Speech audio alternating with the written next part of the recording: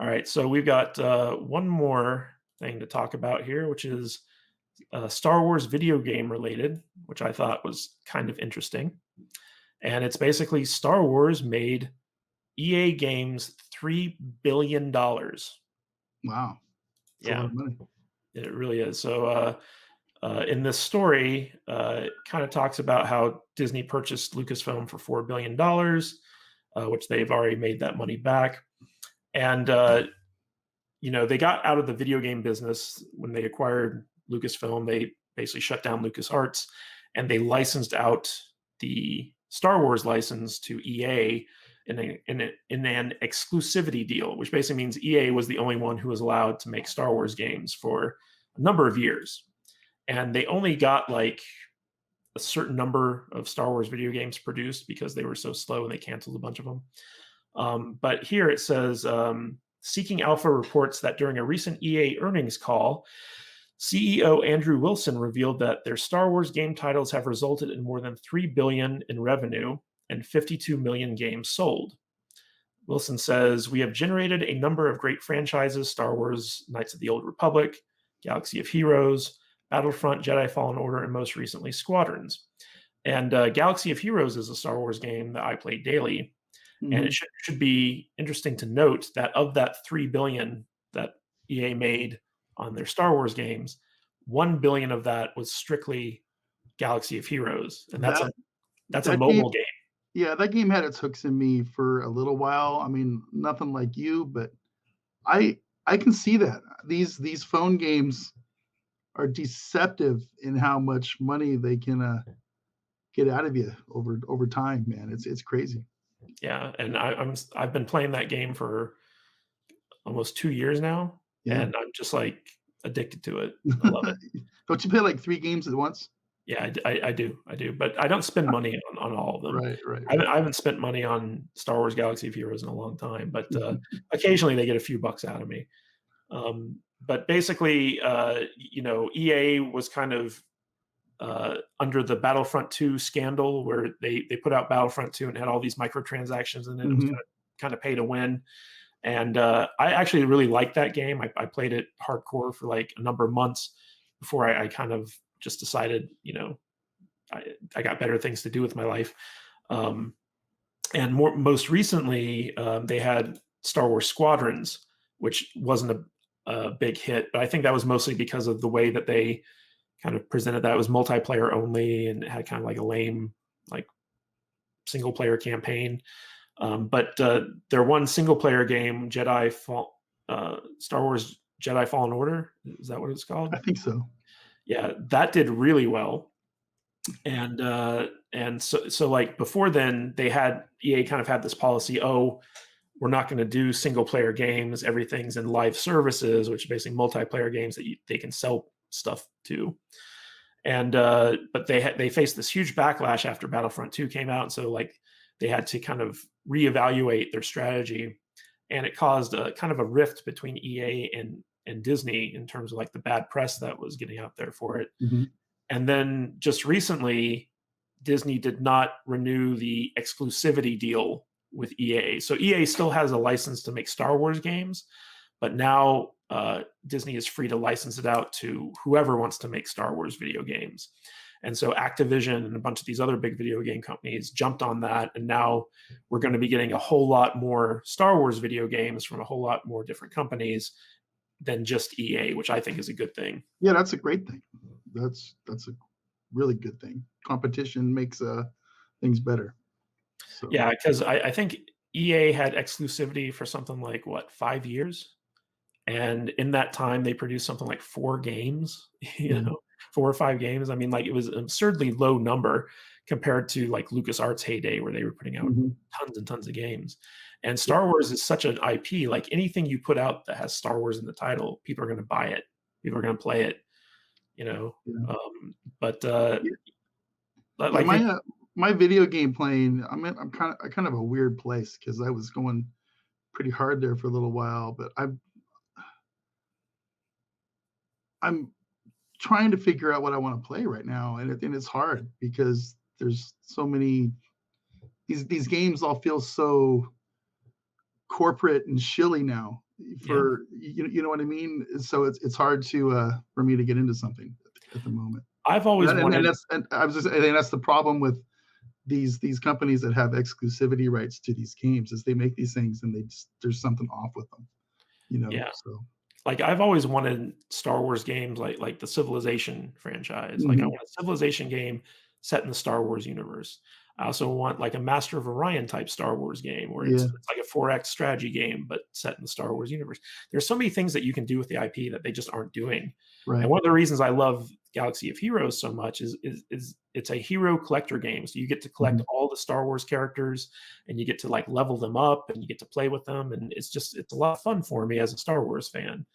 So, hopefully in the future we're going to start getting some actual good Star Wars games. Did you ever play the Old Republic, the MMO? Yeah. Oh yeah. I had a max level character Yeah, I think I got for like sure. three max Yeah, level I had characters in two. that game. I had a Sith Inquisitor and something else I forget. That was an interesting game. I got a little bit tired of all the talking parts, which was part of how they sold that game is like, well, you got to interact with people and there's all this voice acting and stuff in it, and that's fine. But back then I was also a real heavy World of Warcraft player, so it was a little bit of a different kind of. It was the same game but a little bit different, and it kind of fizzled out at the end because they didn't have any in-game content and stuff.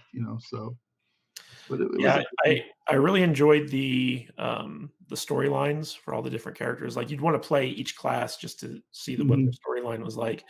But the thing that I love most about that game was, number one, I like that you got your own ship and you got to explore like the inside of your own ship.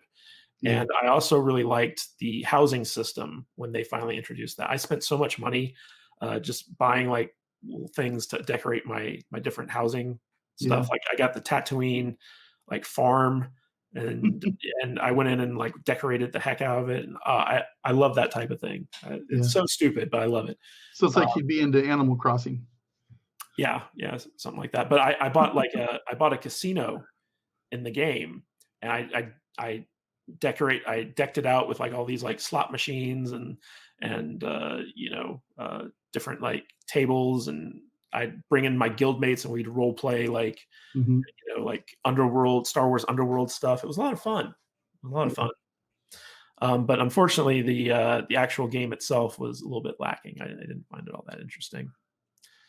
All right, so let's go to Let's check the chat out. Yeah. some chats here, and then we will kind of call it a day. It's partly why they don't want a bunch of single player games, because they want loot boxes to be the only place to play Star Wars. Yeah, I mean, I think their EA's FIFA series, their sports games, they're all loot box based, and they make billions of dollars a year for the company. So of course they want to continue that model with a huge franchise like Star Wars. I mean, who wouldn't? But I feel like it's very anti-consumer. It's very predatory. It's the same mentality behind like slot machines here in Vegas, Yeah. where like they don't care if the 15-year-old has their mom's credit card and spends $10,000 trying to get like a new weapon or a new skin or something like that. And it's ultimately like just not very good for the player base. Like, have a good game first, and then Didn't let do the that. players Yeah. want to support you. Because I mean, Battlefront 2, like I never did any of the loot boxes in Battlefront 2, because you didn't need to. Like, they were all cosmetic for the most part. Yeah. But at the same time, it's like I can see why people were pissed about it, because they built the game around the loot boxes as opposed to having Yeah. the loot boxes be an addition to the game. It was really bad. Tim says they were too busy defending their monetization practices. They had no time to make new Star Wars games. That's pretty much true. I think that they were looking at the loot boxes as a way to pay for the concurrent development, because they want games that last a long time, Hmm. that have like a good player base to them, that can kind of just perpetuate themselves. That's why a lot of them were arena shooters, where basically you would just hop onto a map, bunch of random people together, running around shooting each other, because you don't need to write any stories for that. You don't need to do anything special. I think that's one of the reasons why Battle Royale really took off, is Yeah. because just in, Fortnite and stuff. yeah, They're just fun. inherently in Battle Royale, you have situations where people just play constantly every day, and the game changes just based off of the infrastructure of what you've set up. So, I think that they were hoping for something like that, but I know that Battlefront 2 is no longer being updated, right? Like, they've got, like, a skeleton crew just to, like, manage, the servers and stuff like that, but, EA's kind of taken a step back from their, Star Wars development, unfortunately. But, we're gonna get to see a lot more creative things from smaller studios or rival studios. It's funny, I find myself wanting to take a step back from the fancy kind of new stuff, and I would much rather go play some old Super Mario Brothers or something right now. But I don't know if that's a trend or if I'm just getting old. But I do see a lot more of that kind of stuff being streamed online now. I see, like, I mean, we know a group of people who get together once or twice a week and play Mario Kart, and they have huge streams, and it's a blast. And I'm thinking about getting what are those things? The Nintendo. Switches? I'm thinking about buying the Switch just so I can play Mario Kart, for crying out loud. And that game's been out for years, and I don't know if I need big fancy games right now. I mean, I did always tell my wife I'm gonna die slaying dragons in virtual reality when I'm 85 years old, and I do plan on going out that way. But right now, I feel like there's like a retro thing going on in the video gaming world, sort of. These fighter games that are super popular right now, and they have these huge tournaments all over the country for them. Like Street Fighter and stuff. Those games have been around for years now. They were out when I was a kid, so it's a weird kind of scene out there in the video game world for me right now. Yeah, retro gaming is big these days.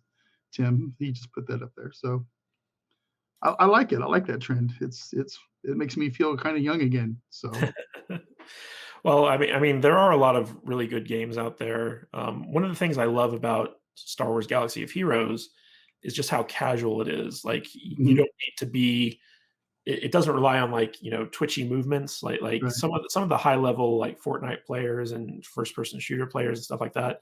Like, you have to be on top of your game in order to even just play in the same arena as them. With something like Star Wars Galaxy of Heroes, it's just like, oh, you log in whenever you want, you spend some energy to do this and that. So Mhm. it's much more my old man style, where, like, Yeah. like, I don't have to invest a whole lot of focus and energy into it. When Um, I was playing that game, I would just pick the auto fight, and I would just let it do its thing. That's not a lot of fun, but it gets the battles over quicker. Yeah, sometimes the auto fight's the way to go. Other times it's fun to kinda go in there and play the game like yourself. Yeah. Gentlemen, you're still going. Yes, Sean. We're wrapping things up right now. Um, Backyard TARDIS says, "EA owns Knights of the Old Republic games, and they didn't do a remaster." This is true. They should have done a remaster. Probably would have done very well. Yes, they would. Those are incredibly popular. He also says, "Vader would probably enjoy Zelda Breath of the Wild." I hear good things about that game. I tend to like RPGs. Like, the last one that I really got invested in was Mass Effect Andromeda, and I know that game gets a lot of crap because it's not the best game in the world. I had a lot of fun doing it because I love science fiction games and I love RPGs, and it was a pretty decent experience for me, at least. So that's good. I know that. Have you heard anything about the what's going on with BioWare right now? No. So, like, basically everyone who was with the original BioWare has moved on. It's a completely different company. It's a lot like Mhm. what Blizzard's shaping up to be now, where it's Yeah. basically like in name only. Yeah, Uh, Blizzard, I haven't touched a Blizzard game for since other than Diablo for a while now. So, but yeah. but I'm looking forward to what that what's that one company that so the Blizzard guys, they all left. And then the big guy at Blizzard, he started up he's starting up Dreamhaven is what it's called. It's a new video game studio where he's a lot of the old Blizzard guys are over there now with him developing new things. So I'm really hoping some good stuff comes out of there. I don't want big huge games. I just want fun games that will you know give us some good game time. I don't know what else to say about that. Just make good fun stuff.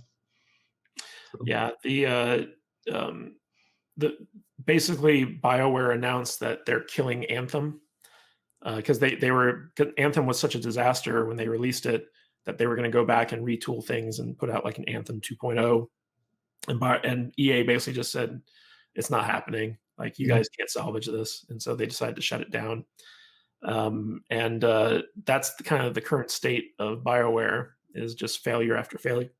So unfortunately, it's not the same Yeah. company we all Yeah. grew up loving. And Activision bought Blizzard and just destroyed it. It's just sucks now. So yeah, and what was that company that made Halo?